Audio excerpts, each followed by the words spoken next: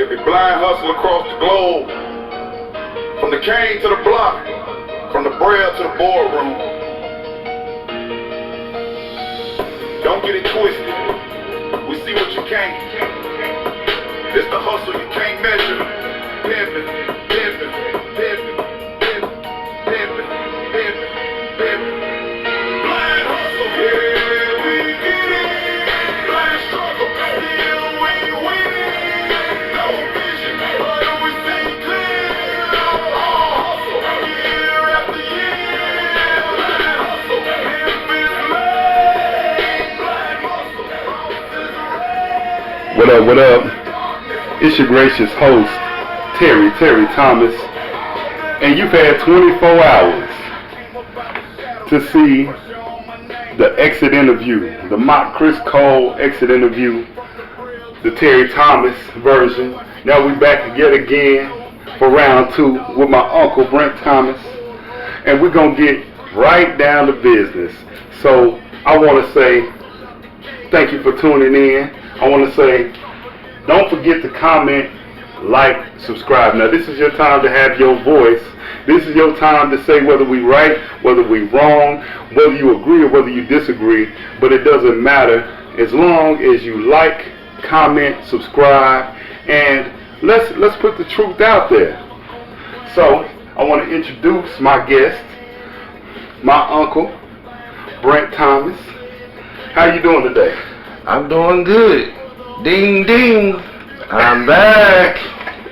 Okay, so now you know what we're here to do today. We're here to get your side of the story. We're here to ask you these same questions that I answered, but I want you to be 100% honest. Can you do that for me? I can do that. Okay. God is my witness. Alright, so what we're going to do is I'm going to ask you a couple of questions first to gauge your temperature on what you think about this. So, before I start, I'm going to read this disclaimer first. Alright. Number 1, all content on this platform is trademark copyrighted by Terry Thomas, the creator, the host. Everything on here is originally mine and my content, original content. No distribution of this shall be permitted without severe legal action. So, going into this mock interview, I want to read this. Students are encouraged to be open about their experience, as the feedback is used to improve the CCRC program.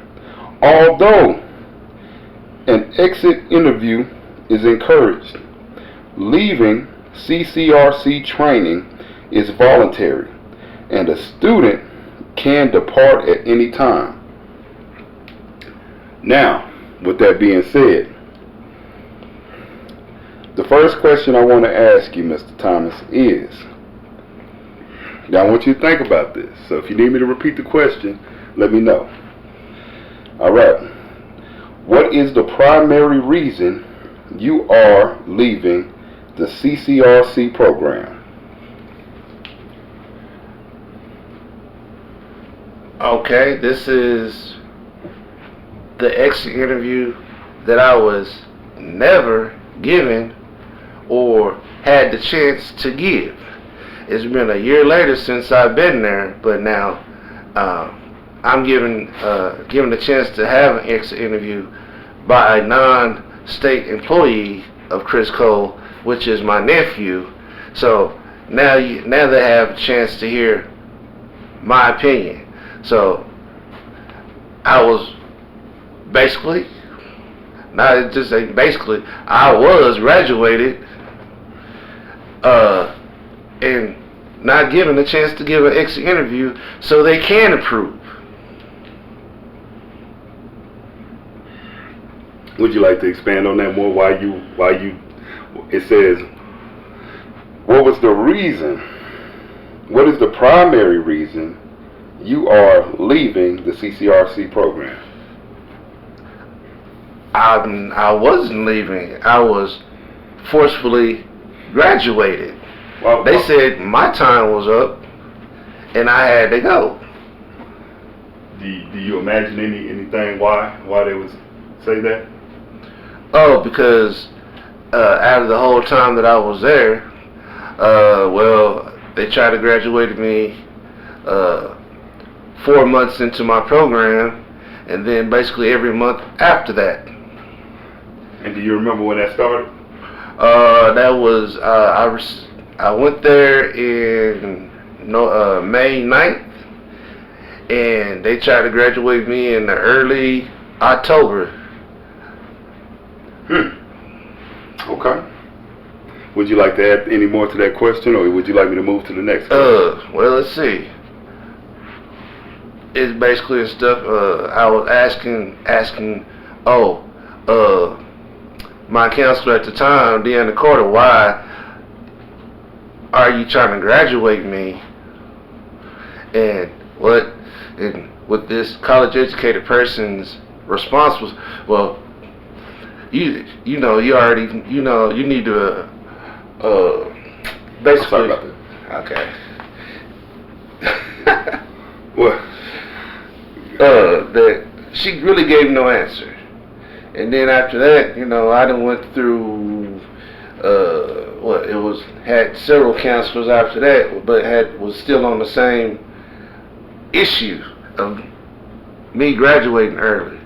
I had Deanna Carter, then I went to Sharon Duffy, and I just had to deal with a lot of mess.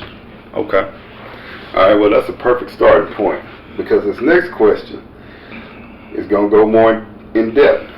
It says, did you discuss your concerns with CCRC counselors or staff before deciding to leave?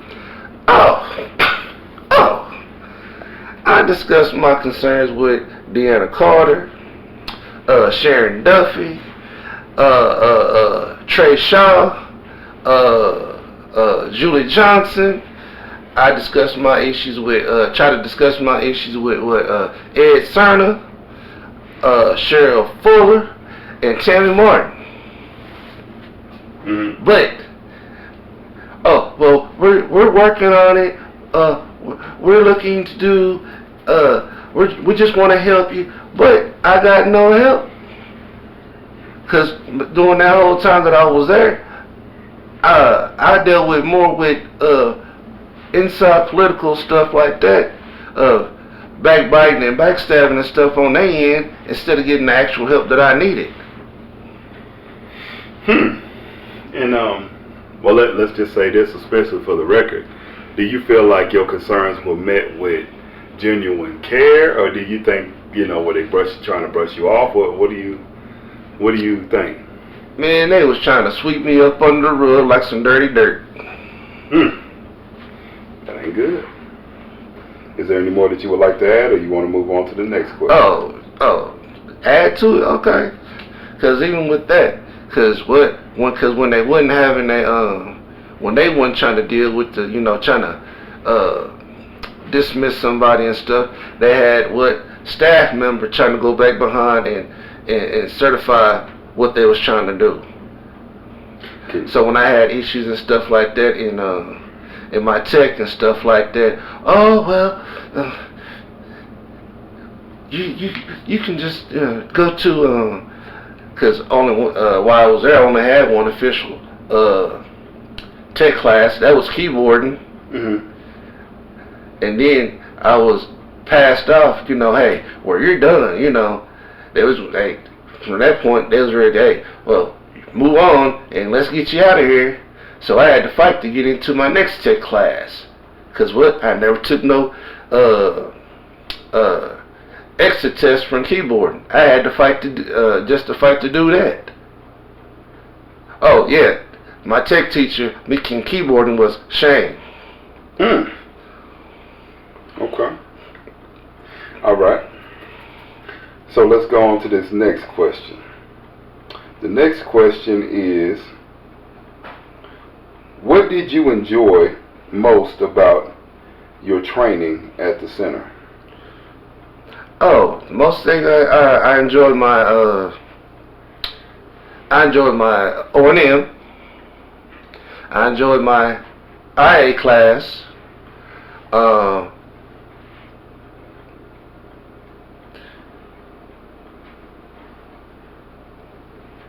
I enjoyed my daily living skills class. Now, can I mention the teachers?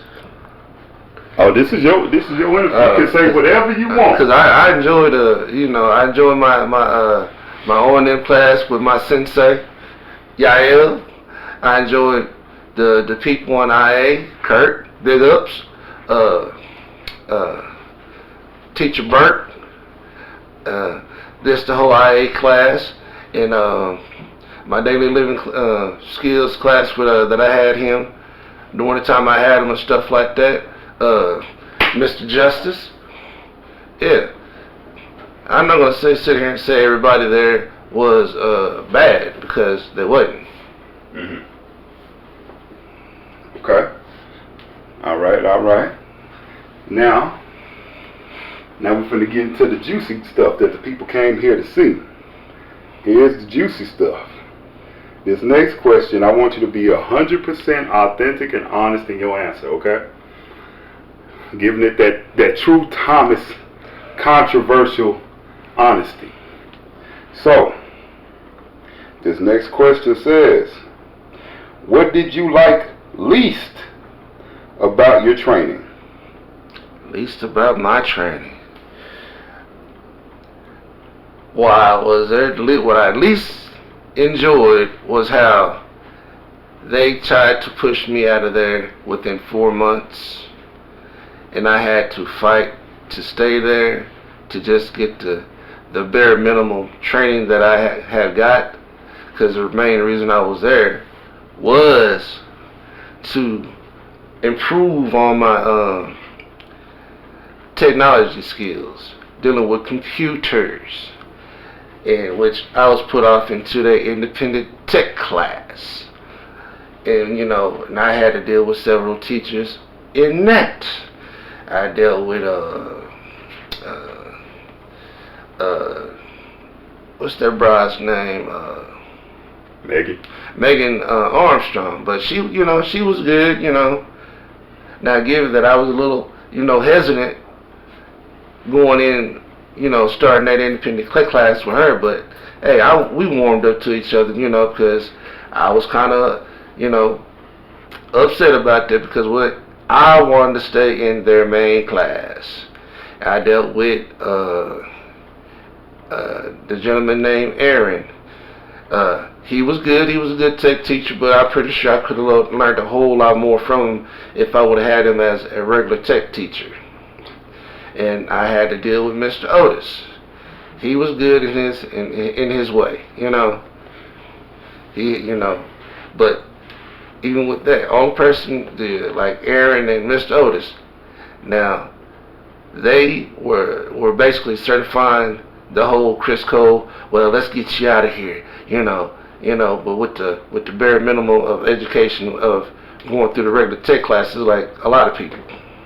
Okay. For those people, I want you to explain some things I want to ask you. That way we can make sure we're hammering this point home. And I want to make sure I'm getting your full side of this. So for those people that don't know what independent tech is, can you explain that to them? Well, I didn't know what the independent tech was when it was first brought to me and stuff. But one of the previous students, Miss Mary, basically certified, basically said the whole independent tech class was like going into special ed. Mm-hmm. And that's what made me more or less like, nah, I want to be off in the regular classes. And they gave me pushback. Well, this is what basically they gave me no other choice but to, hey, either you do the independent tech or you go. Okay. So basically what you're saying, I just want to make sure everybody's understanding what you're saying. So you're saying you basically, from all the classes that are offered at Criss Cole from the technology perspective, the only official not remedial, not retarded, not a one-on-one class you had was keyboarding, right? Exactamundo. And you never progressed. I never had a chance to progress. I had whatever class was right after keyboards and stuff like that. When I got passed off into that class with Kevin, that was an issue there because there was a student there, I can't remember his name, but he would come in every day, late. He would come in every day, eating, disturbing the class, even while Kevin was teaching the class. And Kevin had always, well, hey, you need to get back on track. We're trying to do something here. But he was a constant annoyance. I think one of the kids named Jeff. I think so. Jeff or something crazy. Because he used to hang out with Jonathan, Jesus, and all that. Yeah. Okay. That's just speculation. I think his name was that. I'm not sure. But okay, let me ask you something else before we move on. I just want to clarify. So you telling me, just for the people out there that are listening to this, you didn't get to go to Tech Essentials. You didn't get to go to internet class, PowerPoint, Excel, none of them classes, right? No. What they gave me was, they touched on those parts, Mm-hmm. I got the highlighted version of the classes. So I just want to make sure people understand what you're saying is. So basically, you're saying they took a whole curriculum that was meant to be from what we were told, 9 months to a year, as opposed to what they're telling people now, 6 months, and they gave you a what you want to learn condensed version. Yep. Okay. They gave me the cheat sheet version. Okay. But like anything else, hey, if the verse, because they're like, well, you're still getting the same information if you were in the regular classes and stuff. Okay, if I was getting the same information as the regular classes and stuff, and it's just as good as the regular class and stuff, why don't you just get rid of the regular classes and just teach that? Okay. And let me ask you this: when you said when they proposed this to you and you said, well, no, I want to be in a regular class with all the other students, how were you met with that? What was it met with? Pushback, aggression. And okay, give me an example. I had a meeting with Deanna Carter and what's the dude's name? Jesse Johnson's brother. Jesse Johnson. Jesse Johnson and stuff. And we had a slight huff and puff there in that meeting and stuff like that, because I basically told him what I done heard about the independent tech class and stuff. It's basically a remedial class for special ed, and he rose his voice to me and stuff, and I had to correct him. We're not gonna do that, because we both grown men here and stuff like that, and you're not gonna talk to me that way. But either way it went, by the time I left that meeting with them, I was in independent tech because I was given no other choice. Okay. I want to say for the record, so everybody out here understands, what I heard from a staff member, a respected staff member, I'm going to name his name, is Mr. Otis Wilson. And I can replay when we were going to our first ACB conference in San Antonio, Texas. I remember sitting in the car with Mr. Otis, Mary, and some other people, and I remember she was bragging about being in independent tech. And I remember Mr. Otis, he said something to me when we got back, and I was in his class and we were in the chapel, and he said, Mr. Thomas, I want to let you know something.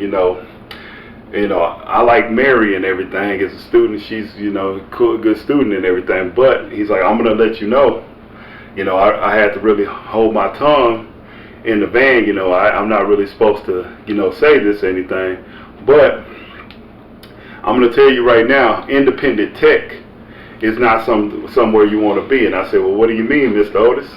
He said, well, you know, just being candid, you need to work hard, and any other student needs to work hard to stay in these regular classes, because independent tech, the best way I can explain it is, you know, when you're driving a car and you're on the highway, you know, regular classes are like being on the highway, but when you get pulled and you prove that you're not, you know, you can't keep up with the other students, what they do is you go from the highway to the access road.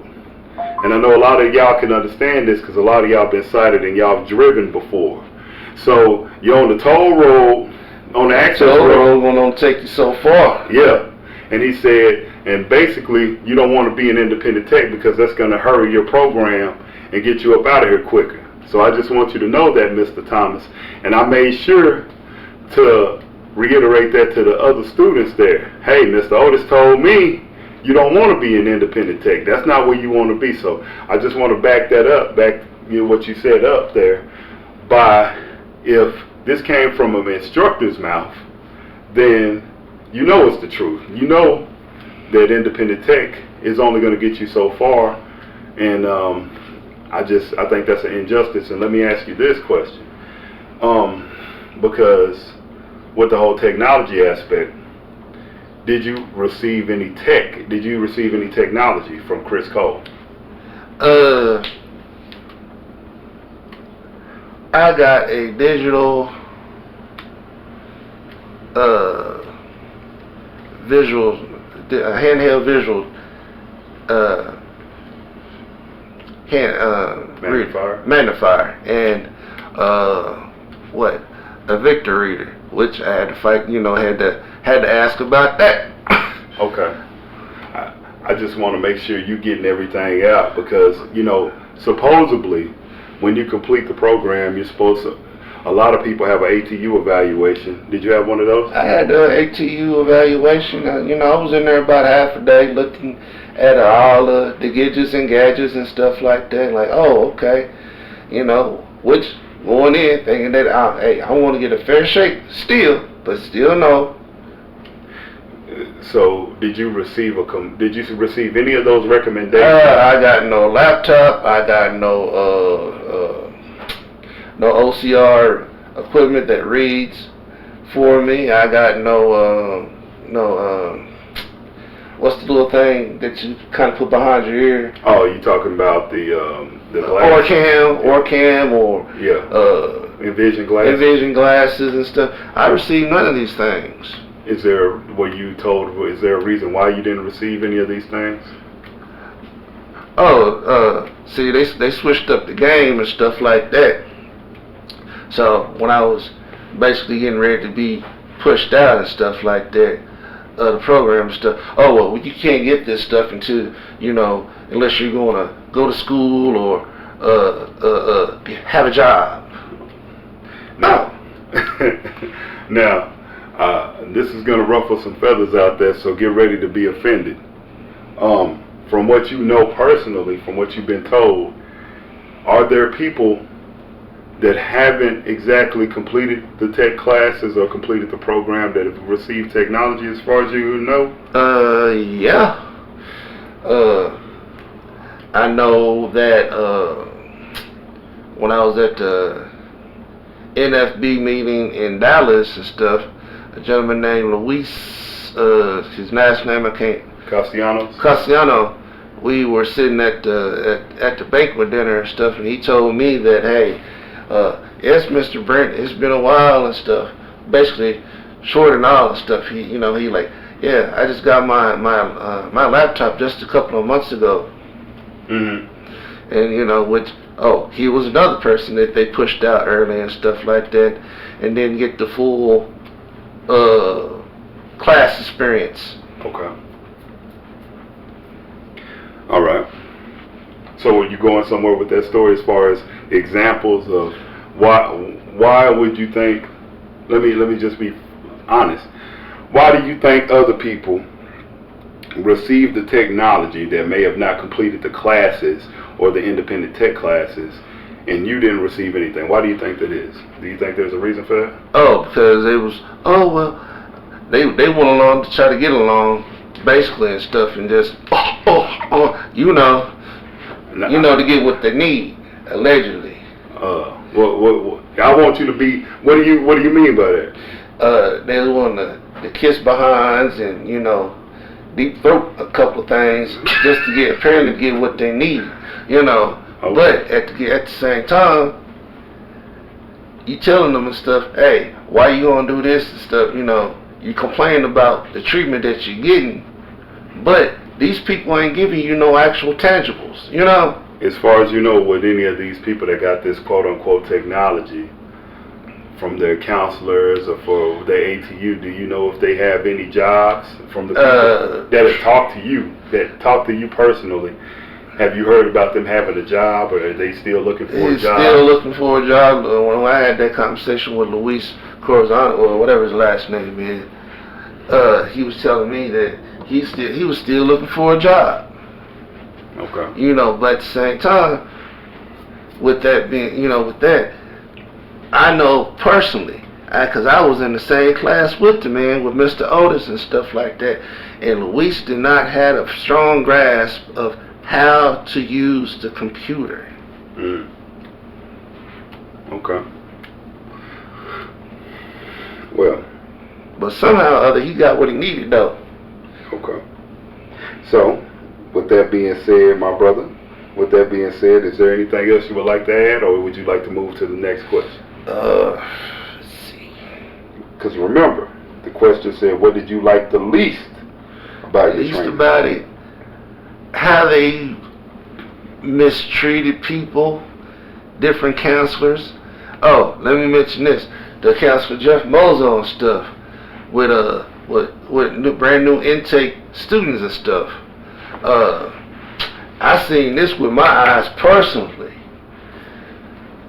He was taking some new students in, to show them around the building and stuff. Because I know two of the students and stuff were Anthony Chase and Brandy Bryant. And he was going down the main hallway, and they're following behind him, and him and his dog, Chuck, they bolted out of there like, what? They called Lewis. And Anthony and the group that he's supposed to be helping, brand new students, don't know their way around that building. Hey, when Jeff and Chuck hit that corner, when Brandy was walking, she got past the life skills office area, right there in front of that front desk.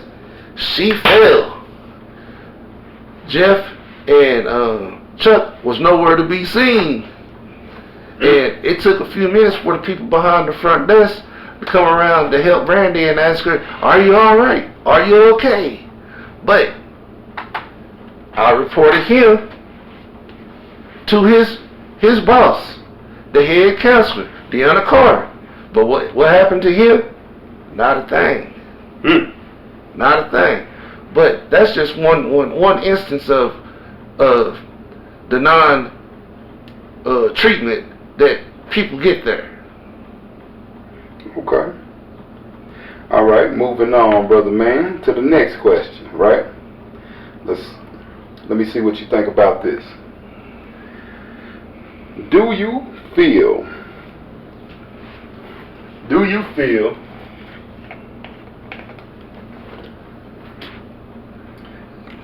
you received adequate preparation and resources for your career goals? And wait a minute, you gotta let me ask you a question. I know it's a bunch of bullshit. I know this is bullshit, and I know the answer, but you gotta let me at least ask you the question first. So, do you feel, Mr. Thomas, you received adequate preparation and resources for your career goals and independent living? My independent living. For your career goals, you got adequate training. For adequate training. So basically what you're asking me and stuff, basically you talking about career guidance, right? I'm talking about, basically what they're saying is, did you receive adequate training for your career goals? For one, that's talking about career guidance. And for two, did you feel like you got adequate training with your daily living, which considers DLS? And I know who your teacher was, so don't hold back. Oh, well, see, okay, let's talk about the daily living skills. You know, like I said, I had justice for my daily living skills, you know. I got, you know, I knew a lot of things already going in there. You know, how to cook, basically know how to clean and stuff like that. You know, he showed me how to, you know, use my phone better to the best of my ability. So at that point, yes. But at the same time, you know, when you're in daily living skills like that with justice and stuff, you know, teaching you how to do braille or whatever like that, right? Now, I'm good on that, you know, for the most part, okay? But when it was time to go to the second part, to learn how to read grade 2, he was a good teacher. But then I got passed off to Joan. That was supposed to help me read, you know, how to learn, how to get, you know, to read grade 2 braille. Which, on that part,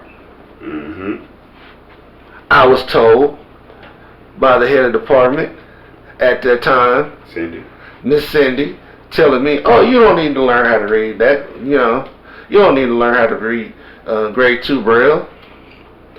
Which, come to find out, I do, because what most restroom signs and restaurant menus are in grade 2. So I had to fight to get in there and tell my counselor at the time, Sharon Duffy, I need this. Oh, the deal was, okay, well, let's put you in there after a little back and forth, saying, oh, do the class and let's see how I go. Okay, the class went so wonderfully and stuff like that. So when I go off in the class, guess what the first thing was said to me first day? What's that? Oh, you know what to do. But this is not, I'm not the only person that you know, this was said to. And who told you this? Joan? Yes. So let me ask you, as a student of Jones, and I've been in her class, you know, once or twice while my wonderful instructor, Miss Ferruta, was out. Would you say Jones' DLS teacher style leaves much to be desired? Man, be honest. I guess she's a nice enough woman, but her teaching style, it's more or less, let's say, would you like to either play the dog doo-doo? No, I don't think I would like to either play the dog doo-doo. So you saying her teaching style is dog doo-doo? Yeah. A nice housekeeping, warm plate of it. So do you know why they took you out of Justice's class and put you in Jones' class? Basically, I went as far as I could with Justice. Yeah. And like I said, I didn't, you know, I thought I was good enough to pass out of Justice class and stuff like that, because, you know, my cooking skills, you know, pretty much good and stuff like that, because I didn't even do a final class with him, but that was a choice.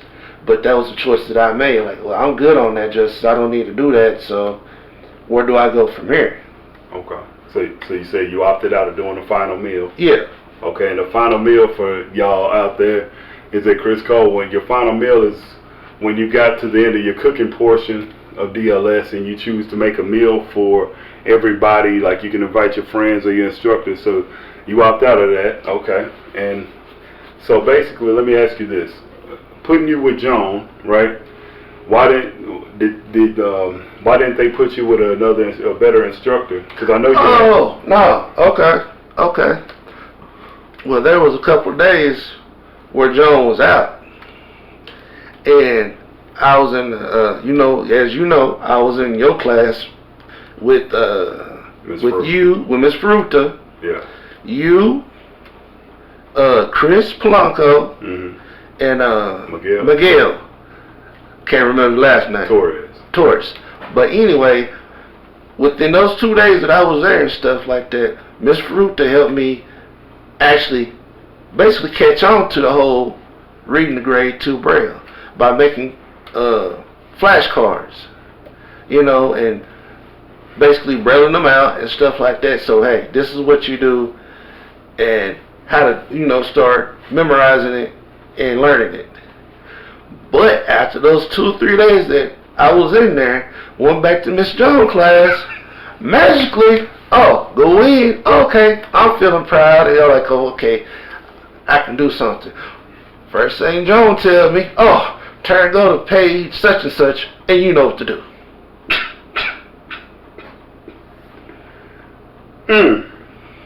So all your 2 days of learning with Miss Faruta's teachings went down the drain because of Joan. Yeah. Because she didn't pick up on the good foundation that Miss Faruta set. Yeah. Okay. All right. So if that covers that aspect for basically, if that covers that aspect for DLS, now let's talk about, did you get adequate training for your career goals in career guidance? Heck no. Yeah. Now, that is a no exclamation mark.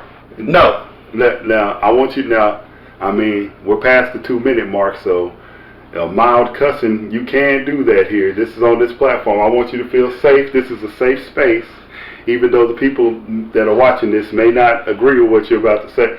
Can you tell me who your career guidance instructor was? I had David Armstrong and David you mean Michael? Michael Sanchez or something like that. But he's a gentleman in a wheelchair.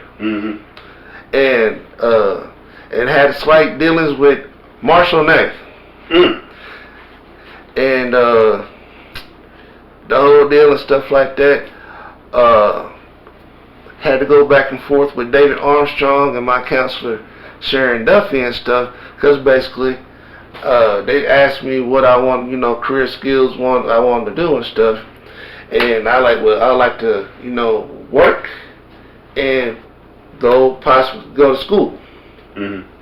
But they're like, oh well, we're just going to, you know, basically want to say we want you to work and not go any further or have any other ambitions and stuff like that.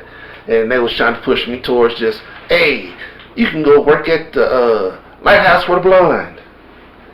In which I told them, you know, hey, I'm not trying to break my back for the rest of my life. I want a sit-down job pushing buttons like you. And how was that met with? With aggression. Give me an example. So when I had this meeting with them and stuff like that, they were like, well, basically, that, you know, how you go off in there, you do, really I didn't even do that, you know, because, you know, when you go off in career guidance and stuff, you know, you have to do this little sheet to say what you like, what you don't like, right? I didn't even have a chance to do that. But I had to go in there and fight to say, hey, I want to go to school and work, you know. But they were just like, you want to work. I got a question for you. Now, this is a TWC program, right? Yes. And isn't the end goal with the I'm just saying, it's not under DARS anymore. It's not under the Division for Blind and Rehabilitative Services. So, aren't we told when we go into the program that the end goal is to either get you in school or in back in the workforce, right? Yes. So, you're telling me that your counselor, your career guidance instructor, whether it was David Armstrong, Michael Sanchez, in a brief time with Marshall, are you telling me that these people and your counselor Sharon Duffy had a problem with you wanting to do both of these things? Yes. Well, and I'm going to ask you a serious question. I want you to be honest, because I gave my take on it. Do you feel like there was any racial undertones for any of this behavior that you received? Do you feel like the reason why you were getting so much pushback, and you could tell me through your own words, did you see any problem? Because I know you were in class with other people, so did you see any pushback when these other people wanted to do the same thing? I saw no problems with other people. They didn't have the same skin tone as me. Was it racial? Was it racial undertones and stuff like that? Did they hang in the chill? Yes, they did. Yeah, they did do that. Okay. So when you wanted to go to school and go to work, because I'm familiar with what they call a volunteer experience, a work quest experience, did they try to even help you get into school, or did they try to help you? Okay. Basically with that, now they supposed to help you, assist you, lead you. They pretty much did none of that. And the ones, the career guidance counselors that I did, had some positive interactions with. Melissa, what was her last name? Cook. Melissa Cook. That was a very positive interaction. But hey, even her career guidance counterparts down there gave her problems. Oh, I wonder why? Because maybe she was black. I had a very good experience with the gentleman, the career guidance counselor named Doc. He was good. For the most interaction that I had with him. But the ones that I dealt with and stuff like that, not so good and stuff. But hey, I try not to judge people within the first 5 or 10 minutes and stuff dealing with people. But as we went on and stuff, I went in there with a positive attitude, and it was all bad. It was all bad? Okay. All right, let's go on to the next question, my brother. So the next question is,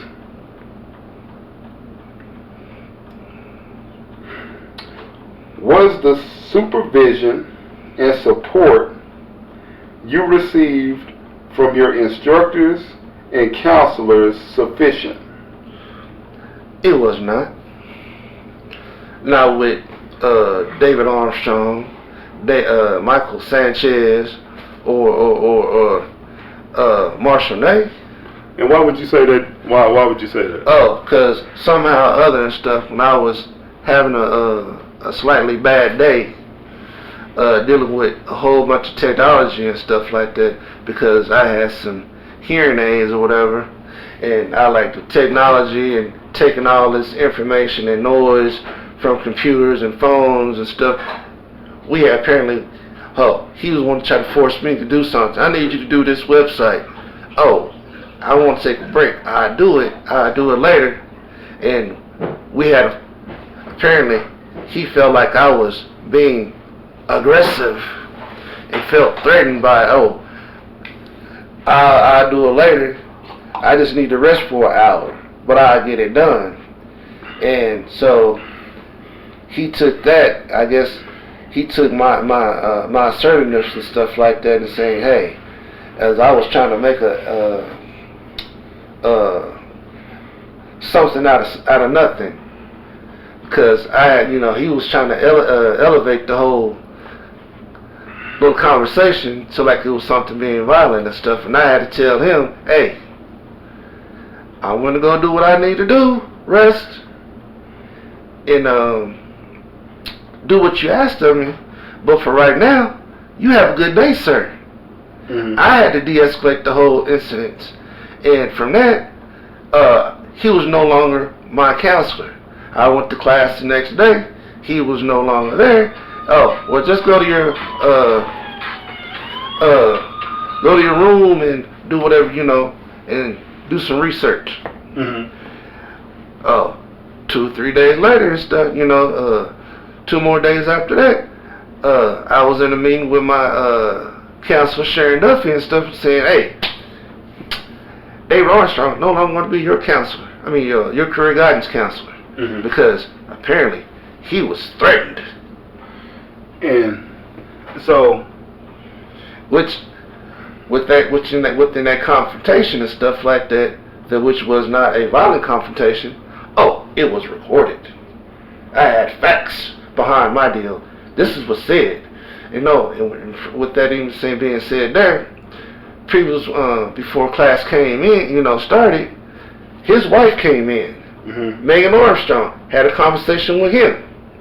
Then soon after that, my counselor, Sharon Duffy, came in and had a conversation with him.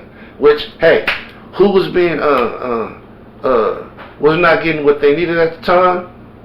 Me, because that was my class time. But I came to want to be the aggressive. But, you know, because like everybody, like my counselor said, well, the other counselors and stuff heard you down there raising your voice. But magically, like the magic bullet that shot Kennedy, nobody else didn't hear David Armstrong raising his voice to me. Oh. So basically what you're saying is they did the Rosewood to you. And if y'all don't know what Rosewood is, I suggest that you go watch it. Basically what they said is what you're saying David Armstrong said is, when you didn't come around his way of thinking, he said, he was so big and he was so black, he is intimidating me and I feel unsafe. Is that what you're saying? Is that what you're basically saying? On a stack of Bibles. And at no time did you ever threaten him physically? No. You never said, I'm going to do this to you. I ain't threatening this man. All I say, I want my room. I want to do what you ask. But it's going to probably be about an hour or two before I go on this, check this email out and send it back to you and stuff like that. Okay. All right. Okay. I just want to make sure I'm understanding this correctly. So you're saying it's not uncommon for your instructors and your counselor, right? Because didn't you have a similar situation with your counselor, Deanna Carter? In that vein of saying that you said something you didn't? Yes, I did. Would you like to expand upon that? Well, it was basically going back to that meeting with Julie Johnson's brother and stuff, and about going into independent tech and stuff. After him and two other gentlemen left the room, it was me and Deanna Carter in the conference room, and we're basically, you know, talking and stuff, and she said basically I was being aggressive. Now give it. I'm sitting at the table. Mm-hmm. She stood up, walked to the door, opened the door, saying that I was aggressive. Mm-hmm. And I told her verbatim, how do you feel like I'm being aggressive? Because any other interaction that I had with you is because it's been pleasant. Mm-hmm. Now, since that I have apparently a tone in my voice, I'm being aggressive because I made a statement of saying, you said I'm being aggressive. And I asked her, is that an opinion? Which I changed the tone of my voice, which I don't think I had a tone. I said, is that a fact or opinion that you're pulling from your backside? And that's what she took as being aggressive, and what she said loud enough saying that I was being aggressive. So other people in the counselor area could hear her. Now she's standing at the door. Mm-hmm. It could have stepped out in the middle of the counseling area away from me, but I'm being aggressive. I'm not standing over her. I'm not up in her face, but I'm being aggressive. Okay. So now I want y'all to understand the racial situation that's going on here. So basically what you're saying is, you tell me if I'm reaching or if I'm incorrect with what I'm saying. You saying a Hispanic woman, which is your counselor, right? Correct. And you sitting at the table. Correct. And you saying that the grown man, Jesse Johnson, that you said was getting aggressive with you, right? Yep. About you advocating for yourself, saying that you didn't want to be in a remedial class, a less than class, you wanted to be treated like everyone else, Exactly. right? And he got mad and raised his voice at you, and when you in kind told that man that you're a grown man, and you know, he wasn't going to talk to you like that, you were being looked at as aggressive for standing up for yourself. Yes. And when you told her that you didn't agree with what she was saying and questioned her saying you were being aggressive, then that made her even more angry. Yes. And so the racial complexity of this is you're a black man and she's a Hispanic woman, which in the state of Texas, Hispanic people are considered white. Somebody could have took that as you were threatening her physically, right? Oh yeah. Which I told, you know, which we had another meeting out there. About two other meetings and stuff dealing with that situation with Julie Johnson and magically, guess what? One of those meetings, what they did, right? They brought in a mediator. Oh. They brought in a mediator trying to rectify the meeting and stuff like that. You were being aggressive, and I had to tell the person at the time, the mediator, I wasn't being aggressive. This is what I said, which I was told what? To my face by Deanna Carter that I was a lie. And guess what I had to do? What'd you have to do? I had to throw my phone on the table and stuff like that. If you don't believe what I'm saying and stuff like that, I got the whole conversation recorded. Mic drop, right? They wanted to back up off of it. Then they didn't want to talk about it. They didn't want to talk about it no more. Oh. And you said you had I know you have all of this recorded, right? So, from what I've heard, and I know you've heard, do you feel like the interactions they've had with you or I is the resulting reason why they don't want students recording them or recording in the hallways of Criss Cole and stuff like that? Well, yeah. So, but which goes to show you and stuff like that. Now, dig this. They don't want you recording them or in their hallways, but they can record you. But at the same time, with your First Amendment right, you can record in a public space. Okay.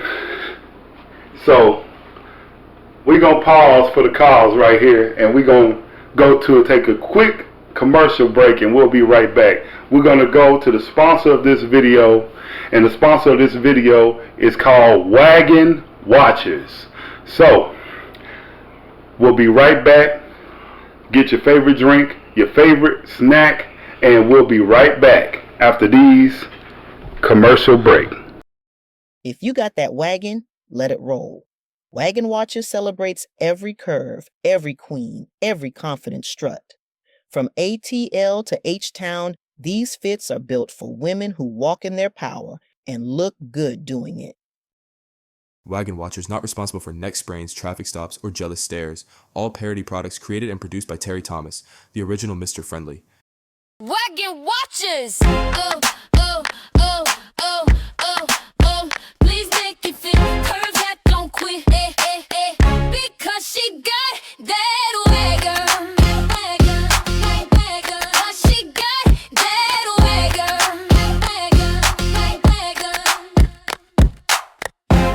Wagon Watchers! Oh, oh, oh, oh, oh, oh. Please make it fit. Curves that don't quit. Eh, eh, eh. Because she got that wagon. Because she got that wagon.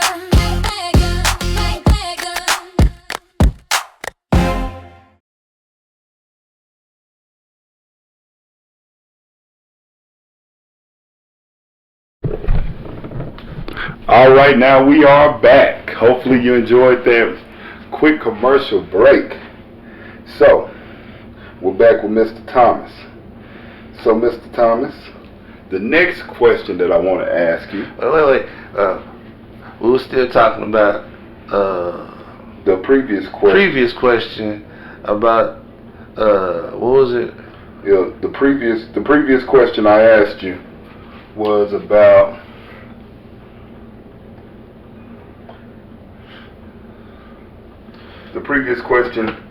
I asked you was the supervision and the support you received from instructors and counselors sufficient? Oh yeah, I said no. In dealing with the counselors and people that didn't give me the proper support, like Sharon Duffy, career guidance, David Armstrong, David Sanchez, Ada Mendoza. Michael Sanchez. Michael Sanchez and Ada Mendoza, and like, you know, they gave me no support and stuff. And when I brought up concerns and stuff like that, you know, like I said in the previous videos, with the surviving Criss Cole and stuff like that, they didn't give me this proper support. Hey, they was trying to put out, you know, like more or less they was out there putting the nail in my coffin, and I wasn't even dead. Okay. So the next question is, did the training program meet your expectations?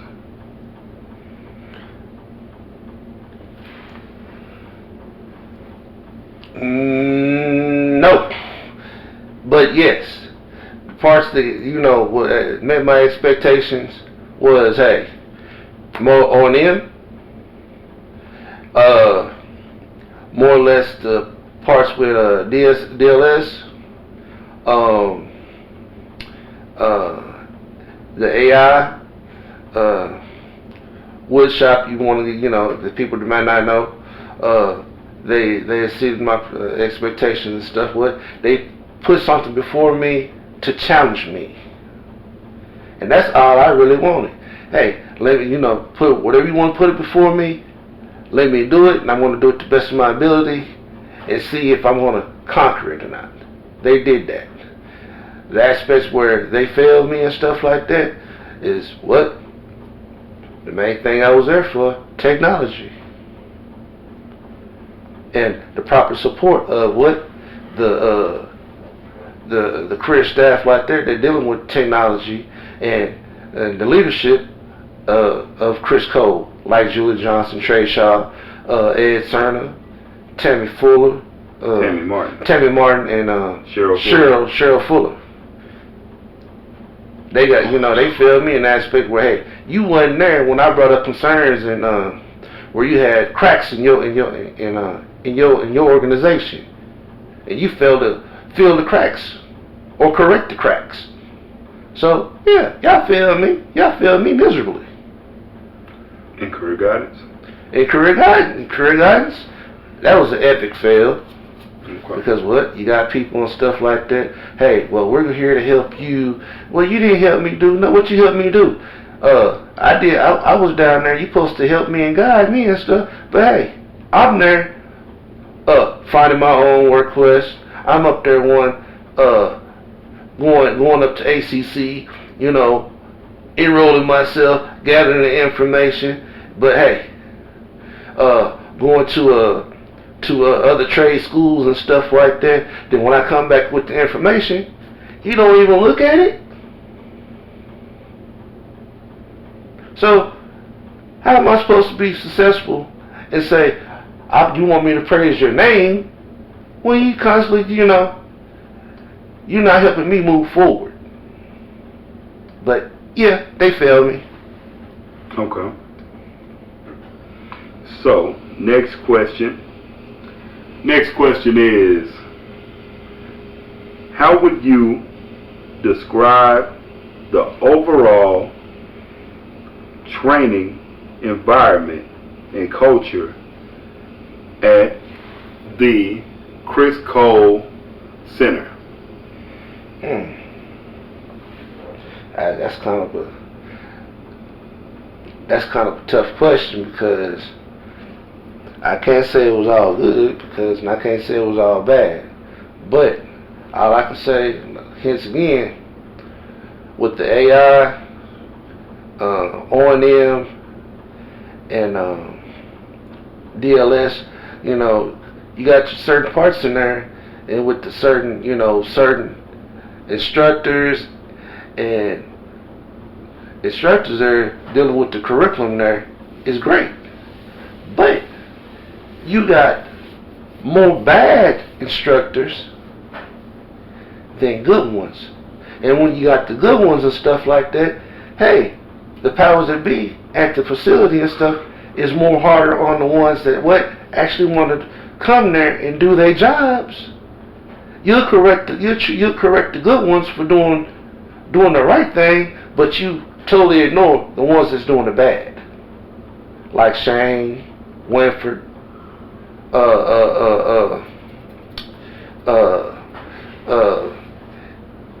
stepbrother's name, he, she, whatever, Aaron in Title IX, no, you got all these people like that and stuff like that. You know you up there doing bad because publicly, he has, like Winford and stuff, he has world records and stuff, he's a blind contractually or whatever. Hey, that ain't got nothing to do with what you doing up here on the cool, allegedly, talking about clients behinds, going up to other people that work there, wrapping your legs around on them and pulling their hair in plain sight of people and stuff on camera. Allegedly on camera, in front of people at the front desk, and you do nothing. Y'all say nothing. And then, like Shane, allegedly groping and touching on people's hands and making inappropriate comments and stuff like that. And then you call yourself doing a alleged investigation by Aaron. Oh, well, there was no basis to what people allegedly reported.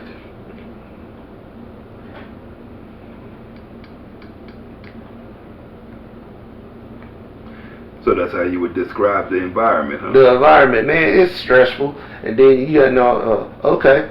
And then dealing with with certain students around there,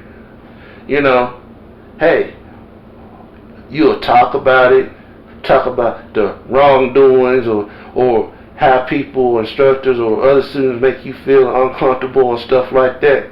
You'll talk to other people about it, other students. You'll talk to apparently your parents or whatever and stuff like that. But when it's time for you to stand up, you won't stand up. So you know what? Allegedly, hey, if you're the victim, you speak up. If you don't speak up, nothing can't be changed or corrected. Okay. You ready to move to the next question? Yeah, we can move on. Alright, so the next question is, what are your career plans and goals, short term and long term? What are my plans? Well, I want to say with that one, I don't think I need to say anything because given whatever my short term and long term goals are, I didn't get the proper training to say, hey, I want to do this. I did this. I achieved this. Because anything that I did achieve while I was there, like in career guidance and stuff, I did myself. Without none of their professional help. So. Okay. Alright. Next question. How do you plan to achieve your goals after leaving CCRC? The same way that I did it when I was there. I want to try to get it out the mud the best way I can. Okay. Next question. Do you feel confident in your ability to live independently and navigate your community? I feel comfortable, and I was, with that question, I was more than confident enough to maneuver my environment before I got there. I was more than confident to maneuver that situation, that environment on Austin, Texas before I got there, because I used to live there at one point in time. But like anything else, I was more than willing to learn something new and let somebody push me past my, my possible stress point so that I could learn. Like I say, with that one and stuff like that, hence again, my instructor, Yael, excellent teacher. Oh, other person that I worked with, Ed Mullins, excellent teacher. Taught me things and stuff like that. If I was to ever go completely blind, I would feel comfortable. The things that I learned from these people and stuff, hey, I give them all their flowers right here, right now. Okay. Good job. Good job. Now, we're about to get into the spicy stuff. What the people came here to hear. Okay. Is only the Thomases can deliver it. So I want you to think hard about these questions, and I want you to answer them as honestly as you can. All right? Okay. So, first question. Now, I want to remind everyone listening to this, it's supposed to be, the feedback is supposed to help better to improve the CCRC program. So, first question is, two-part question. It says, what suggestions would you make to improve the training program? Well, I won't put it this way. First thing, 1,000,000%, they need to do an epic dive and investigation into CCRC because of alleged abuses, students and staff members allegedly being touched on or being inappropriate with. Not just now, they need to go back to for years and years ago and go back and ask previous people that actually went there and then actually been assaulted. That's if the people want to actually stand up and show out and tell the truth. Mm-hmm. So you got people there that's still there and stuff like that, because they still doing wrongdoings, but hey, because allegedly it's in their best interest and stuff to change rules and regulations on the fly. They want to have a handbook, but at the same time they don't want to go buy the handbook. Oh, they want to have all the stuff supposedly be there for people and clients, the CCRC clients' knowledge, but you ain't got none of the stuff, posted or at their ready and stuff like that. You don't know. You don't let the clients know. Hey, if you have a complaint, they can't have their hands physically on a physical copy of a complaint form. They have to go online and look for it. They don't have this knowledge and stuff like that, but it's in their best knowledge and stuff like that. But you got people coming in there that don't know how to use a computer, how to navigate the internet and stuff like that to retrieve this information. But so, tell me with that, how the game ain't rigged for them to do wrongdoings to somebody. Okay. All right. Now the second part to this question is, let me see here. Second part to the question is, what suggestions would you make to improve the center's services? The center services. Well, I think one thing they definitely should have is with any intakes and stuff like that for the people's duration there and stuff that's coming in and going out, is a independent board of students to make sure, hey, everything that we are supposed to get here, that we're actually getting the stuff. You know, it's one of those deals and stuff. Hey, even though you're supposed to be knowing what you're doing, you have something, a completely separate entity, slightly looking over your shoulder just to make sure the facility's actually doing what they're doing, and then everything can be reported. You know. Mm-hmm. And then with the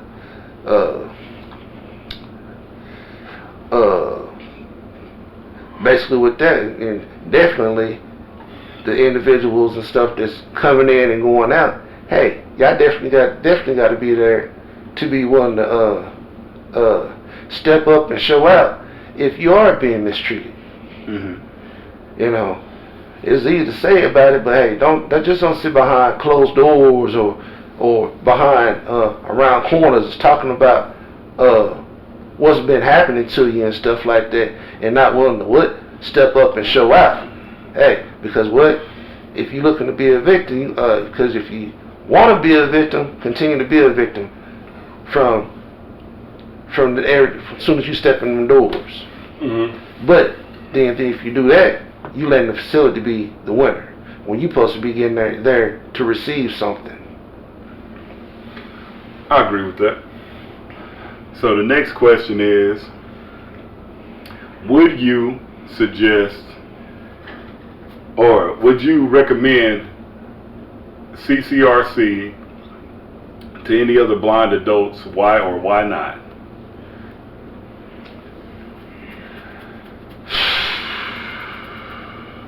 I would, like I said before, I would recommend it.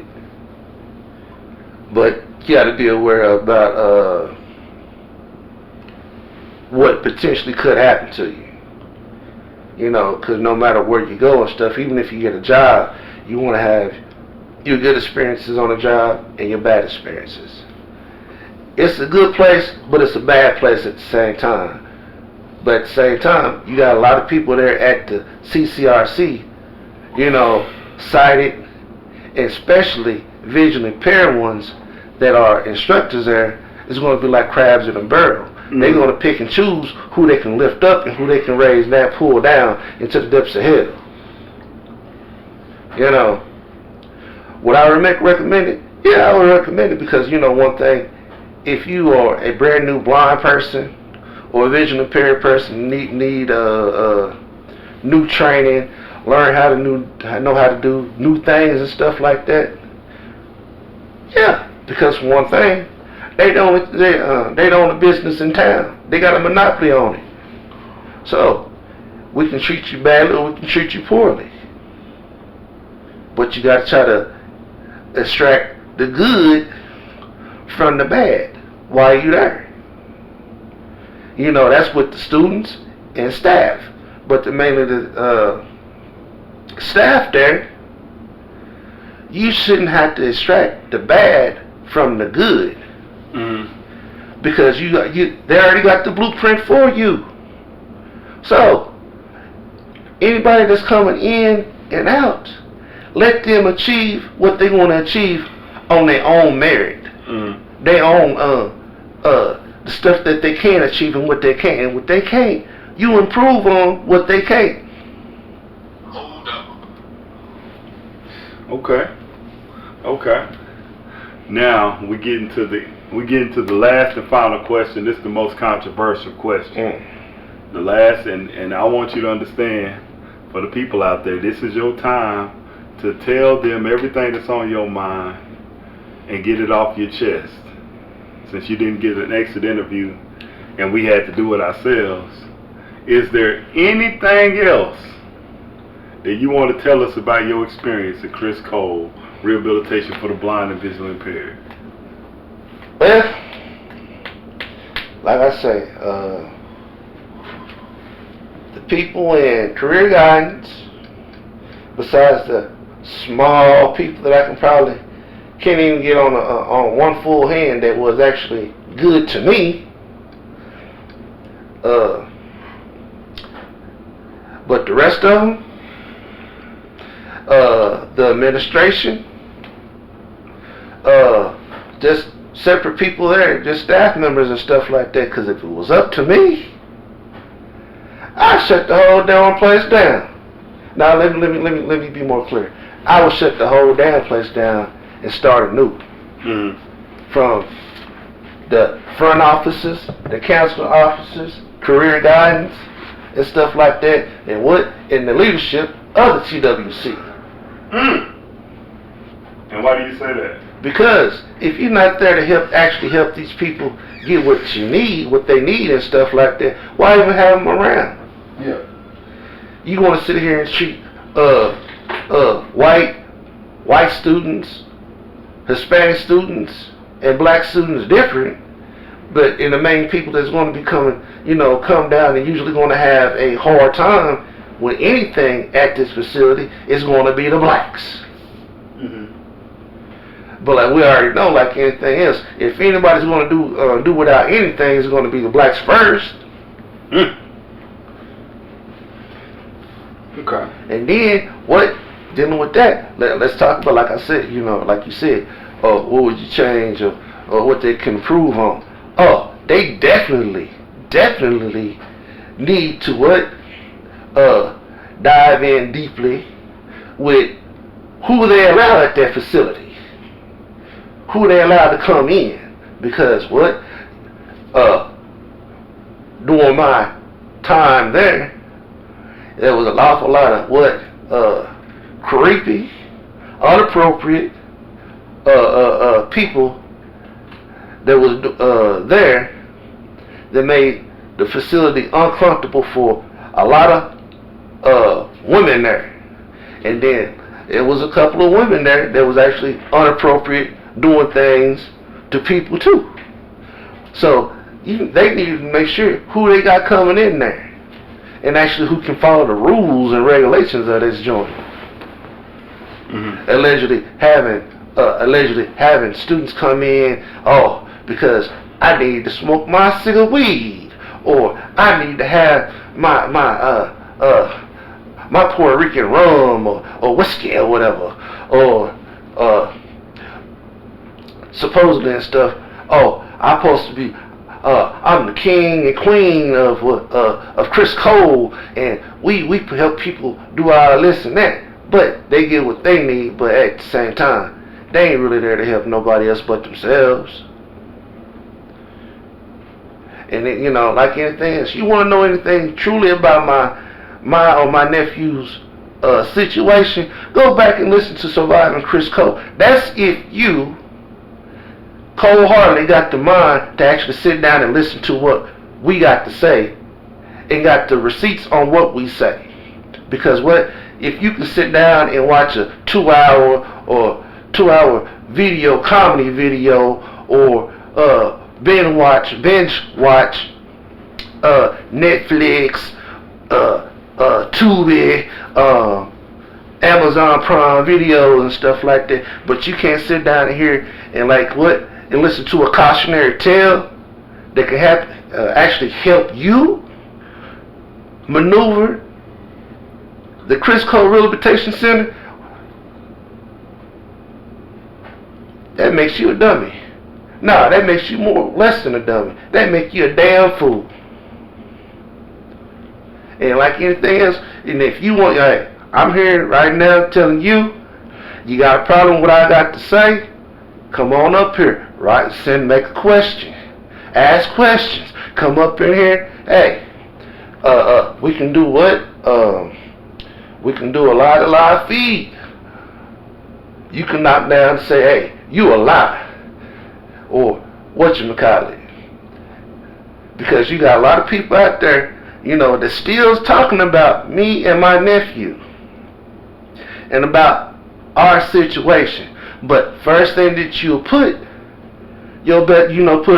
out there first, well, I wasn't treated that way.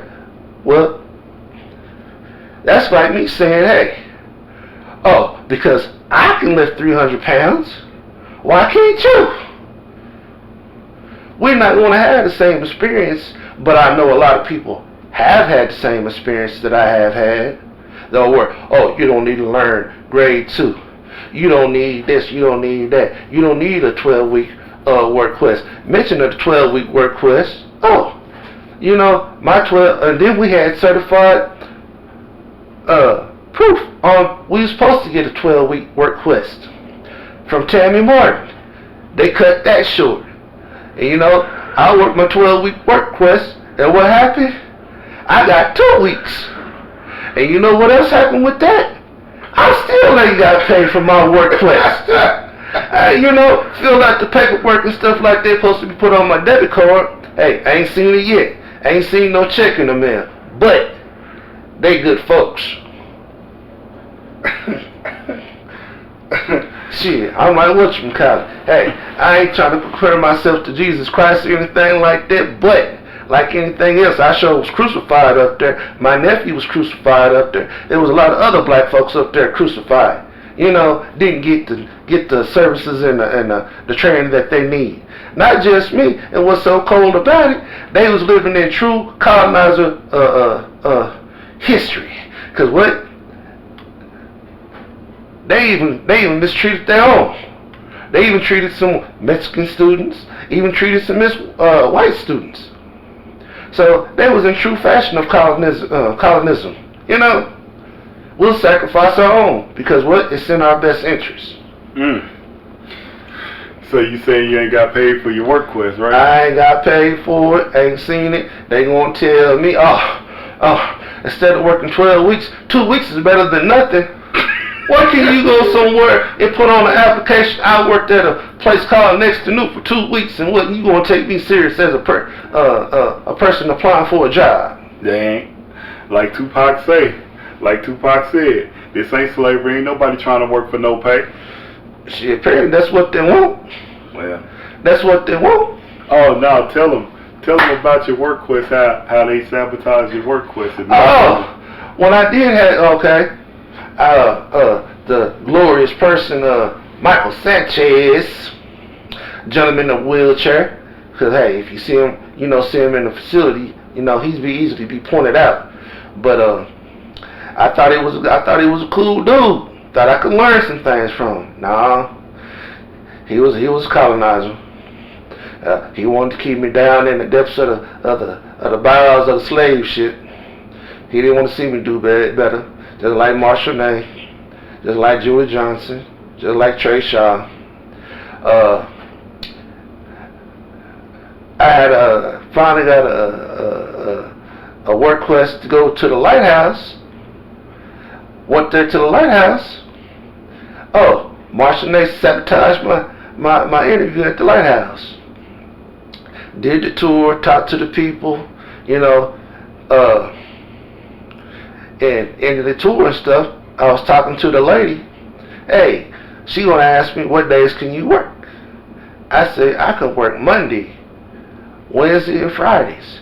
And the great Marshall Ney that was rewarded behind this to supervisor of the career guidance entity that is Criss Cole. You want to tell the lady he don't have to work them days. He can work all week. But he's not my career guidance counselor, but he knows what I can do and what I can't do. So in other words, I'm up there when I defend myself. Now you can't speak on what I can and what I can't do.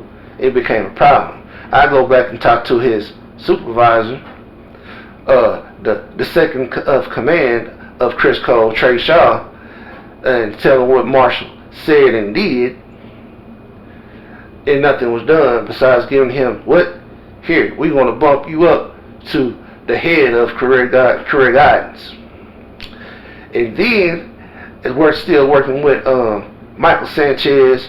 I worked, figured out a way how to get a work quest at Next to New.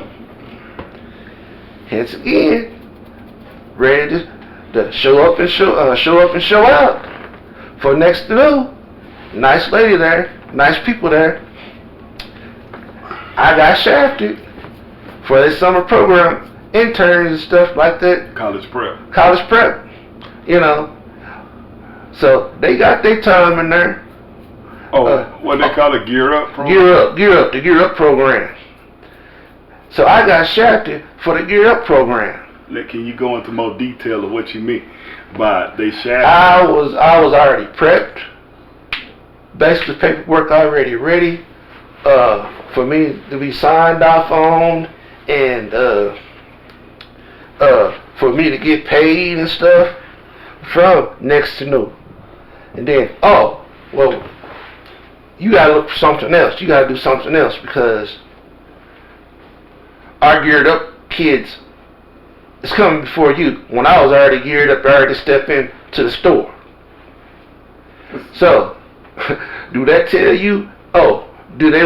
So instead of you finding a place and stuff like that for a different place for your Geared Up students and stuff like that, and the person that's been there and doing research and doing this and actually did this, they gonna put me on the back burner. Then which I had to go back to. Oh, well, I don't know, and then Michael Sanchez. Oh, this is a good one. Michael Sanchez gonna tell me directly. Oh, I spoke to the people at Next to New and stuff, Next to New, about your situation and stuff, and they ain't got no place for you.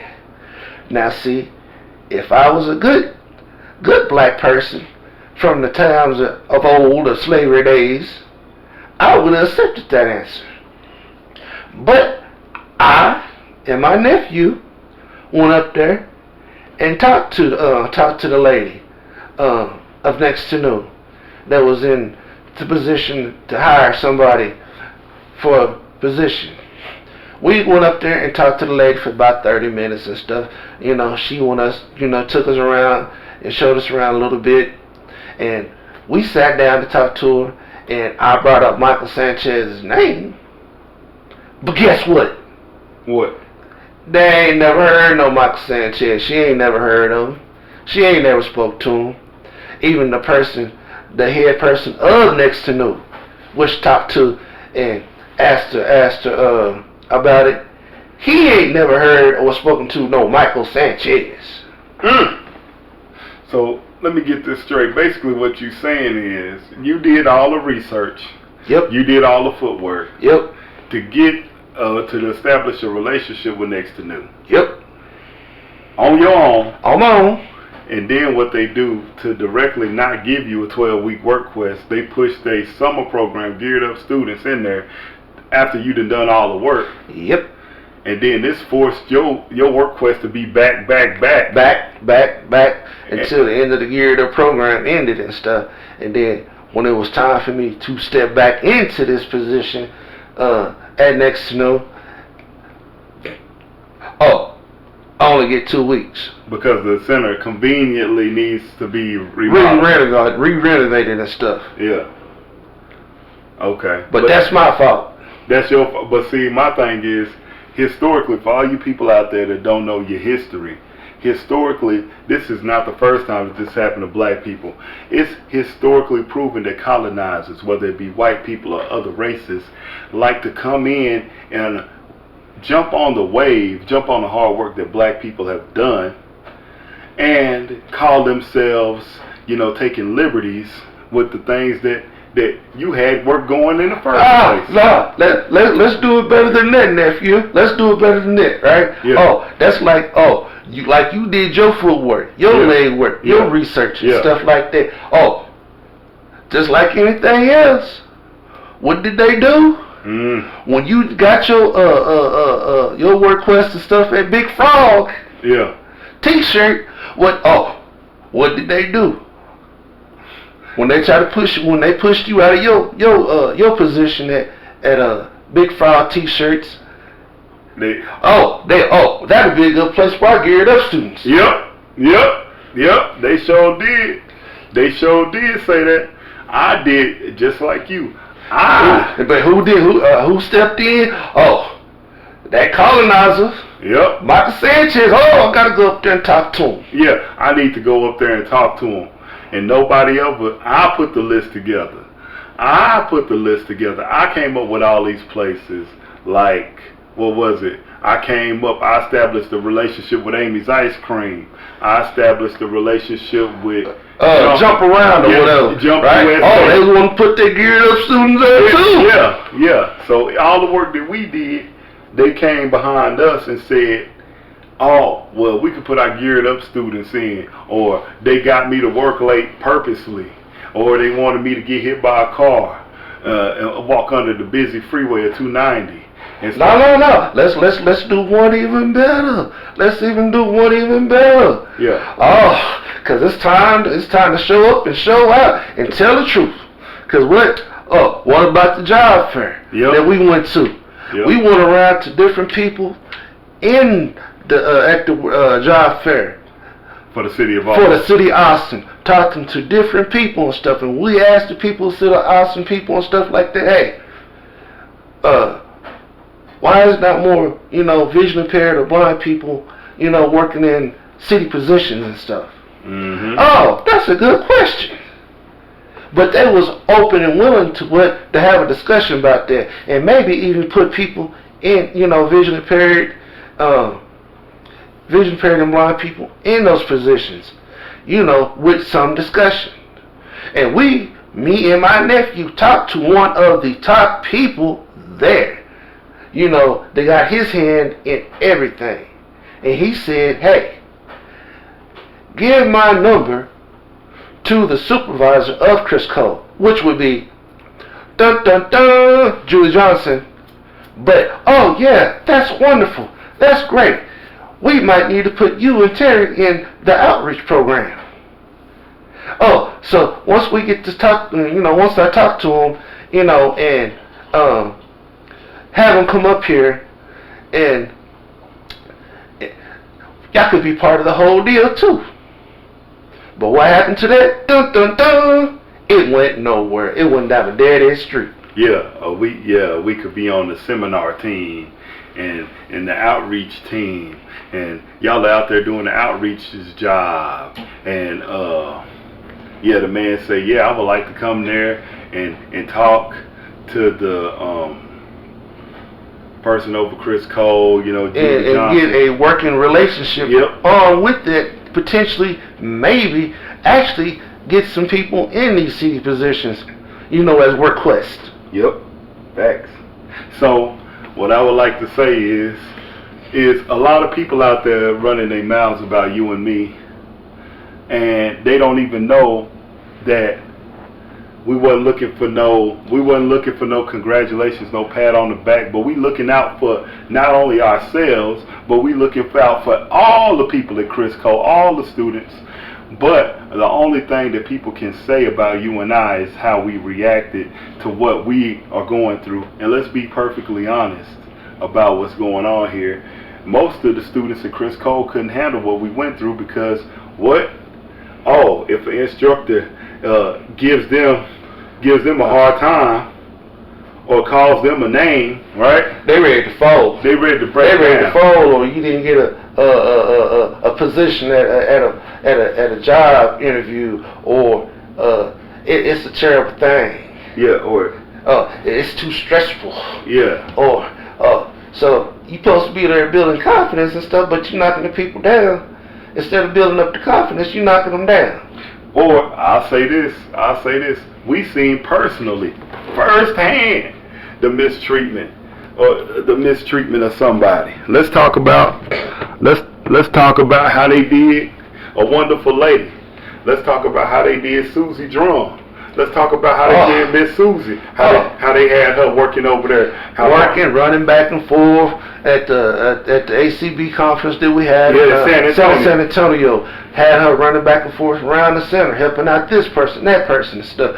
And so, hey, Susie said, hey, I would like to get a job. I would like to work here, helping out other vision impaired and blind people, right? Mm-hmm. To empower them.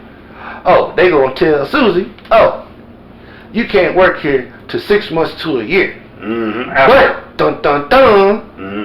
you had a student that was going there at the time, Carlo,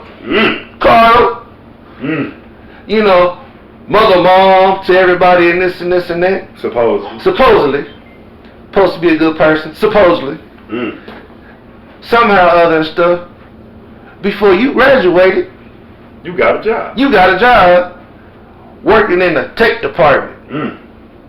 But also you had a whole bunch to say about how you didn't like certain people. You had a whole bunch to say in the cafeteria, in the back lounges and stuff like that about the problems that you had. But somehow you still working up there. Somehow or other you still, all the good instructors that you got up there, that you got a bone to pick with, like Megan Armstrong. Oh yeah, you don't like Megan Armstrong. You don't like Megan Armstrong. Yeah. You got all the smoke for her. But you got, apparently you got more skills than Megan Armstrong got. But, Oops, did we that's allegedly.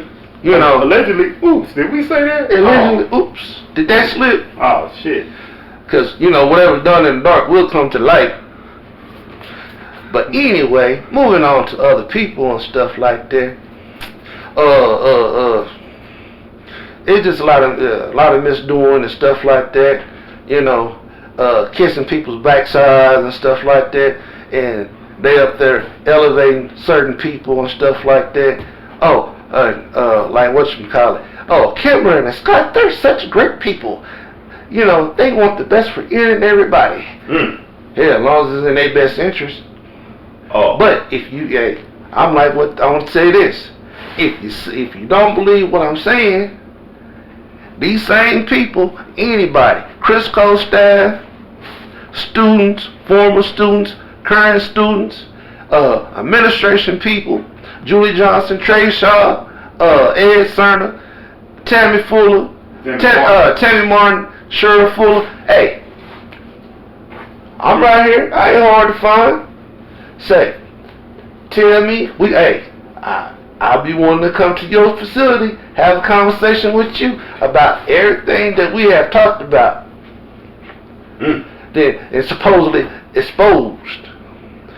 You bring your receipts, I bring mine. And let the blind community be the judge. And I mean, for the people out there. And that even go for my own family. Like my brother, D-Roy Thomas. That's D-E-E-R-A-Y.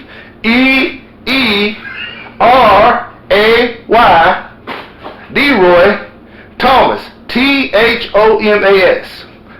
Because you'll hear common people talking in back alleys, around corners and stuff like that. You'll hear one side of the story, but you won't come and talk to the main source that it's happening to. So, hey, let's do the challenge. Prove me wrong. Say I lie. Well, Opie, a lot of people ain't gonna like this. A lot of people ain't gonna like this exit interview because, they don't agree with what we saying. They want to act like we John Wick, like we the Baba Yaga of Criss Cole, like we sitting up here saying things that ain't true, and we're acting like we were discriminated against, and they what did Zuleika say? Oh, they're not racist. Cindy's not racist. She didn't discriminate against me. Oh, but you put me in your position. Yeah. And you Puerto Rican and you Puerto Rican. Yeah. You more white than black. Yeah. But at the same time, you know what? Scarface said it best. You need a bad guy like me because you need someone to point your fingers at. I agree with that. Wholeheartedly. For like anything else. What? For every good person, let's do it like this. Jesus Christ was a good person, but they had no problem crucifying him on the cross either. And he did nothing wrong either. But he was a bad guy, right? Yeah. He was a bad guy to those people that didn't agree with what he was saying. Or trying to do. But or let's take it even further. Let's take it even further to somebody that everybody always know. A lot of people like to say that Muhammad Ali is the greatest of all time, but they wasn't saying that when he was up fighting, when he was up saying the things that shook white America. Let's be man one thing that he did say. When the government, the United States of America, crucified Muhammad Ali and stuff because he refused to go to Vietnam. And what did Muhammad Ali say? No Vietcong ever did anything wrong to me, but you want me to go over there and kill him. Yep. If I'm gonna fight anybody, I can stay here and fight you. But what did they do? They took his belt away. They took his belt away. But at the same time, he wasn't scared to stand up and show out. He stood by his principles and his beliefs. Tell me, make sense, or where it don't make sense. All the math ain't math, and you know why we shouldn't. Let's keep it real. The reason why people don't like us, or Criss Cole, the staff that were against us is because when you start hearing the whispers of your students coming to the Thomases for advice, somebody's mistreating me, what should I do? Can you help me file an appeal? Mr. Brent, Mr. Terry, they're trying to put us out of here, what should we do? Or this one, when students say, you know what, Terry, you know what, Brent, I think you should work here. I think I could see y'all in the outreach department, or I could see y'all in rec. I could see y'all doing this. Being on in, on in. Yeah. When you can help people out more than some of the staff is, then you become a threat, right? But I guess we shouldn't say that because unlike certain students like Kimberlyn or Scott or some other people, I want to get a job. Let's call it how it is. Truthfully and stuff. Because you set up a little outing to a movie theater, you should be given a gold medal. Rick St. Juan? No, I'm talking about like Scott. And then when people don't show up, you want to try to crucify some people and stuff like that because they didn't show up for your outing. Oh yeah, you right. That hey, it ain't like you paid for these people's tickets. You right. You right. You a whole bunch right about that. You right about that. You want to talk about Rick? Let's talk about Rick San Juan. You got an organization and stuff like that. But hey, you looking for glory from somebody, or because you buy a couple of briskets, you cook it, and you serve it up for the masses to eat. But you done did a great thing. But like anything else, when the students' speeches got taken away, did you stand up, Rick? I would say nope.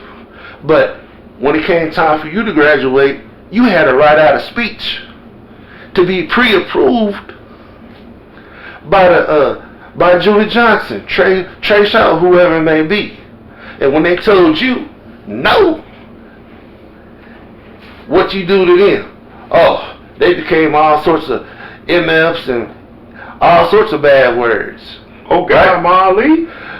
Yeah. That's his call. God, Marley, that's Julie Johnson. And when they told you no and stuff like that, when you was aggressive by cussing them out, but you somehow you still allowed to come up there and intermingle with current students there.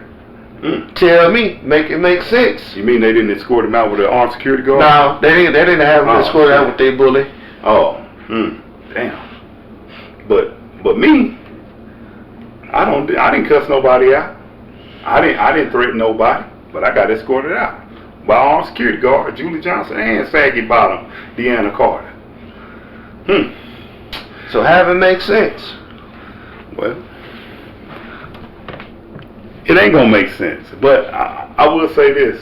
Now, I'm willing to go live. We willing to go live on YouTube and answer some questions. So if y'all wanna, put them in the comments. Send in a call. Yeah, you wanna call in? We can give you a number to call in. And like they say, the challenge been laid down.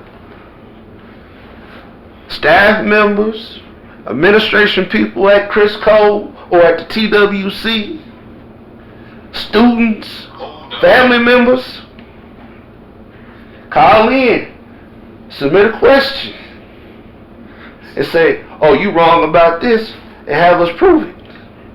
Yeah, we could disprove me. We could prove it. So My thing is, because we had to do these videos to let y'all know, if y'all are gonna talk and y'all are gonna say stuff, we right here. You know, you got other people's phone numbers that got our phone numbers that could get us on the phone. We could be on a conference call. We could be on the three-way. We could be however y'all want. We could do a Zoom call, and then y'all could voice y'all's grievances personally. But let's be honest, you probably don't want to do that because you probably don't want to be put to shame by the proof that we have, and you don't want to expose yourself for being a Minnie Mouse. Nothing. Yeah, for not standing up for your own self. Because see, a lot of you, as quiet as it's kept, a lot of you had a whole bunch to say in the East Lounge or the West Lounge or outside in the cafeteria. Y'all could talk about how you didn't like the food, or you could talk about how you didn't like this instructor or that instructor, how they were cutting your program short. But when you got in that PTM with them white folks and that door closed, then you became, yes, master. I'll do whatever you want, master. I'll go home. I think the program that you gave me is the greatest thing since shit on a stick. Yeah. See, you'll do that. And then you'll go along with it. Or I'll keep my mouth quiet because, I'm trying to get a job up here. You trying to, because I want to get that technology that you promised me. Yeah. I want to get that technology. So I'll be quiet. I ain't going to really say what I think. And even after I get the technology from you. And once I get outside these doors and stuff, I'm still going to keep your secret, master. Yeah. Still going to keep your secret. Yeah. You're still going to keep it secret. So, how much courage does it take to talk behind somebody's back? Not that much, right? Shit. Man, I always been told a hero will learn, but a fool never will. Well, see, here's the thing. See, for contrary to popular opinion, the same thing we saying right here on YouTube is the same thing we said in them PTMs. We said in front of the people like Julie Johnson, Trey Shaw, Conrad Cruz, all these people, Ada Mendoza. But see, this ain't nothing new, so you should know we ain't new to it. We true to it. And guess what? How many of you can say that? I don't think any that I know. No. Let's put this out there. Out of everything that we done said, at now time, we said we looking for any recognition or glory. So, we weren't looking for nothing on the back end. So, either if you gonna, what you gonna do? Either show up and show out, or sit down and lay down. Get down and or be put down. And there's a lot of you out there wanting to be put down. So, I think since we did this, do you feel like you got out everything you wanted to say? Well, I pretty much already said what I had to say. In the first beginning videos and stuff like that. But there's other people out there in the streets keep putting my name in their mouths, saying that they don't agree. They ruined their lives. And you know what? I'm still living. I'm still thriving. So, whatever it do, hey, all I can do is stand up for myself and do the right thing. Hey, if I see some wrong, stand up for somebody else. Hey, as long as they want to stand up for themselves first. But if you take one step, I take two with you. Hey, and I wanna say this too. I mean, a lot of the people that are saying these derogatory things, like for me, you ripped up your diploma and everything like that. Now one person told me that into my face, and now one person like Jesus said when I said what I said about how Michael Sanchez and all them, any of them, how they did me, and none of them didn't say, that's some hoe shit that Terry did with what he said. Nobody ain't confronted me like that because they know that, hey, they can't. You talking about what we doing now? Jesus. Yeah. The alleged person who like to get women drunk. Yeah. And when they get them drunk, want to take advantage of them by allegedly kissing them without their consent. Forcibly kissing them. Allegedly. allegedly you want to go, you have your friends that you call your friends, allegedly that you hang out with at PSP, post-secondary, and allegedly want to smoke weed. Yeah. Smoke, allegedly drink alcohol. Yeah. And allegedly, your main road dog, Diego, having sex at PSP. But you know, hey, you got your eyes on the Thomas boys. No. Like anything else, the allegedly, AKA Thomas gang that was posted, said by Winfred Haynes, the blind ninja. Yeah. But you know what I think is crazy is for the good brother Stacy Kill to be accused of being smoking weed on a state building, state property, state facility. But you mean to tell me that these security guards and stuff like that, when you got people like a Jonathan or a Jesus or a Diego that's got vape pens and they going out there smoking that weed, out there hitting it on the patio, and you can smell it, you can't see that. Let's not forget about the alleged threat that Jesus did against Taylor. Ooh. Let's not forget about that.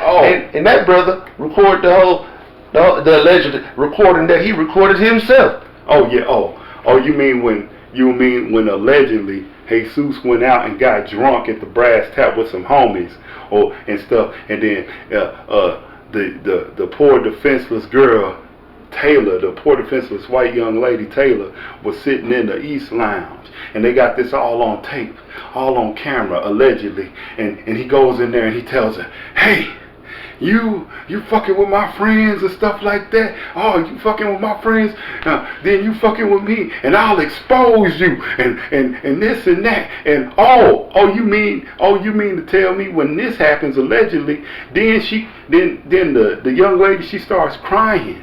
And then she reports it. She reports it to the staff. And then he comes and tells us while we playing the nice game of Uno in the rec room. And we confront him and I say, hey, she trying to get me kicked out. Yeah, she trying to I said, hey, Jesus, you don't want to say this, right? Jesus, oh man, that's some fuck shit. I can't co-sign that, man. You over here threatening that girl and she ain't did nothing to you? Oh, well, Sharon Duffy, she's my counselor and she knows me. She'll take my side. Who is she gonna believe, me or Taylor? Oh, and everybody's my friend and she ain't gonna believe. And so what does he do? Allegedly, he deletes the audio of him doing it, right? And they got cameras and they got him on tape doing it, right? And what? The quote unquote security guard walking around, the front desk overnight person walking around, right? But guess what? I bet you if you or me or any of the other black guys we hanged out with, like Kay or Anthony or Stacy, I bet if any of our asses that did that, we been out right then in APD and cuffs. What you bet? No. Let's do one better. Let's do one. I want to say check. I want to say check on this. Oh, what about the whole deal when we went to Brass Tap? It's the me, you, K5, and went over there for a certain person's birthday and stuff. Yeah. But at the same time, when everybody like, hey, we done and stuff like that, what did Jesus want to do? What did he do? Hey, what was the old girl's name? Adriana. Oh, hey, Adriana, don't you want some more to drink? And she said, no. Oh, no, it's a party. Let's drink. Oh, you're a wussy. You're a wussy. And what? Mr. Terry had to step in like, hey, and there was about to be a situation with that. But look how weak somebody is, like Adriana. Oh, there was no big deal. He's my friend. Everybody take advantage of everybody. Everybody preys on everybody. Yeah. Allegedly. Who say some mess like that? Allegedly. I can't say, I'm going to say I was there, we were there, it shit happened, but I'm going to say allegedly because you know how some of y'all get touchy-feely on YouTube and y'all want to say, oh, I didn't say that didn't happen, they're trying to defame my character. No, it wasn't. Your character's out there hanging out because what? You didn't allegedly went out drinking with female students and came back allegedly kissing on them, touching on them, being inappropriate. Yep. Allegedly having alcohol in your room with your roommate, Fredo. But nobody didn't tell on, nobody told on you about all the wrongdoings what you were doing, right? Oh, and you said several times, oh, I got alcohol in my room. Oh, but apparently the cameras didn't catch that though. But you know what though? I think this video has went a little longer than we thought. But I tell you what, Opie, you got anything last to say before we sign off? God is my witness. I'm praying that anybody out there listening to this, see this, hear this, take the challenge up. Write a question. Make a phone. Hey, let's do a Zoom call. Hey, staff, administrators, students at Criss Cole, or anybody else out there, family members. Hey, like I said, bring it on. I want to stand by what I say.